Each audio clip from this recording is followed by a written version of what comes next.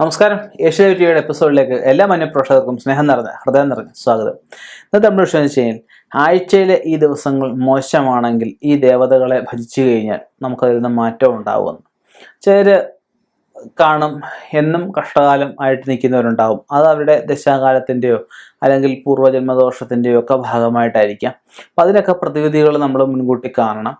അപ്പം ചിലർക്ക് പറയും എനിക്ക് ചൊവ്വാഴ്ച കൊള്ളത്തില്ല, ചിലർ പറയും എനിക്ക് ശനിയാഴ്ച മോശമാണ്, ചിലർ പറയും എനിക്ക് ബുധനാഴ്ച മോശമാണ്.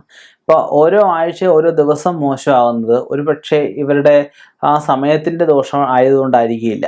ഇവരുടെ ജാതകവശാൽ ആ ദിവസത്തിൻ്റെ അതിദേവത ആരാണോ ആ ദേവതയുടെ പ്രീതിക്കുറവ് ഇവർക്ക് ഉള്ളത് കൊണ്ടായിരിക്കാം. അപ്പം നമുക്കതിലേക്കാണ് നമ്മളിന്ന് കടക്കുന്നത്.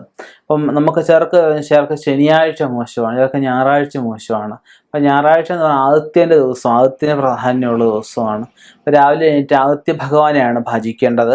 ആദിത്യൻ്റെ ഗായത്രി നമുക്ക് അറിയാവുന്നവരൊക്കെ ജപിക്കുക, അതിൽ ആദിത്യൻ്റെ മന്ത്രങ്ങളൊക്കെ ജപിക്കുക.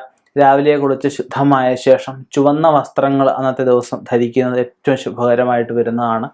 അടുത്തത് തിങ്കളാഴ്ച ദിവസം. തിങ്കളാഴ്ച ചന്ദ്രനാണ് അതിൻ്റെ ദേവതയായിട്ട് പറയുന്നത്.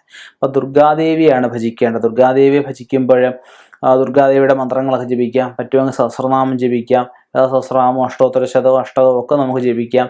അന്നത്തെ ദിവസം വെളുത്ത വസ്ത്രമോ ഇളം ചുവപ്പ് നിറത്തിലുള്ള വസ്ത്രങ്ങളോ ഒക്കെയാണ്, അല്ലെങ്കിൽ ഓറഞ്ച് നിറത്തിലുള്ള വസ്ത്രങ്ങളൊക്കെയാണ് ശുഭകരമായിട്ട് വരിക. പിന്നെ പറയുന്നത് ചൊവ്വാഴ്ച ദിവസമാണ്. ചൊവ്വാഴ്ച ദിവസവും നമുക്ക് ഈ പറഞ്ഞ ചെമ്പവിഴം അതിൻ്റെ രത്നമായിട്ട് പറയപ്പെടുന്നുണ്ട്. ചൊവ്വാഴ്ച സുബ്രഹ്മണ്യ സ്വാമിയൊക്കെയാണ് ഭജിക്കാൻ. ഗണപതിയൊക്കെ ഭജിക്കുന്നതൊക്കെ ഏറ്റവും നല്ലതാണ്. ഭദ്രകാളിയെ ഭജിക്കുന്നവരും ചുരുക്കമല്ല. ബുധനാഴ്ച ദിവസം നമ്മൾ ഭജിക്കുകയാണെങ്കിൽ കൃഷ്ണസ്വാമിയാണ്, അവതാര വിഷ്ണു അല്ലെങ്കിൽ കൃഷ്ണസ്വാമിയാണ് ഭജിക്കേണ്ടത്.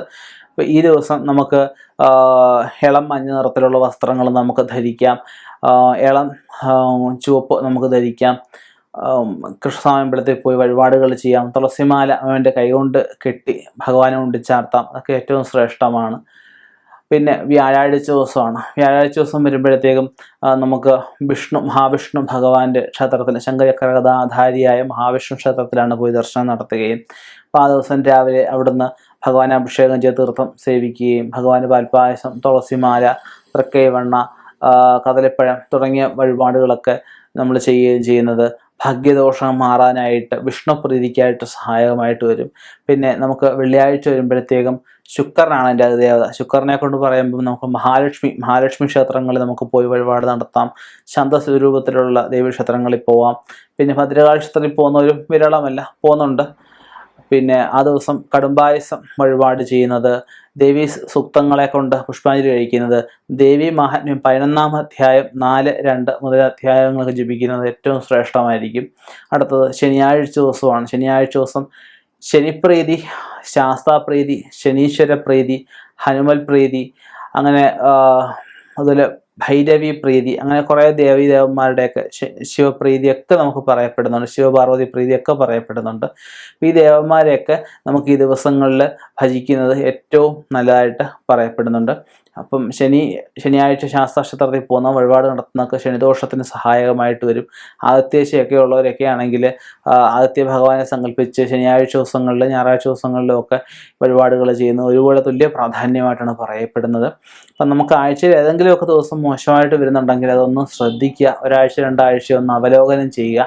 അപ്പോൾ ആ ദിവസം ഏതാണെന്ന് കണക്കാക്കിയിട്ട് ഈ പറഞ്ഞ ദേവതാസങ്കല്പങ്ങളെയൊക്കെ ഭജിച്ചു കഴിഞ്ഞാൽ ഏത് ദിവസവും നമുക്ക് മോശം എന്ന് വെച്ചാൽ, ഇപ്പോൾ ആഴ്ചയിൽ എല്ലാവർക്കും 7 ദിവസവും മോശമായിട്ട് വരത്തില്ല എന്തായാലും. അപ്പോൾ 7 ദിവസത്തിൽ ഏതാണ് മോശം എന്ന് വെച്ചാൽ ആ ദേവതയെ ഭജിക്കുക, ഈ പറഞ്ഞ വഴിപാടുകൾ ചെയ്യുക. തീർച്ചയായിട്ടും നമുക്ക് ആ ഒരു ദോഷം നമ്മുടെ ജീവിതത്തിൽ ഗുണപ്പെടുത്തിയെടുക്കാൻ സാധിക്കുന്നതാണ്. ഇനിയും ഇതുപോലെയുള്ള വ്യത്യസ്തമായ വിഷയങ്ങളുമായിട്ട് നമുക്ക് കണ്ടുമുട്ടാം. നിർത്തുന്നു. നന്ദി, നമസ്കാരം.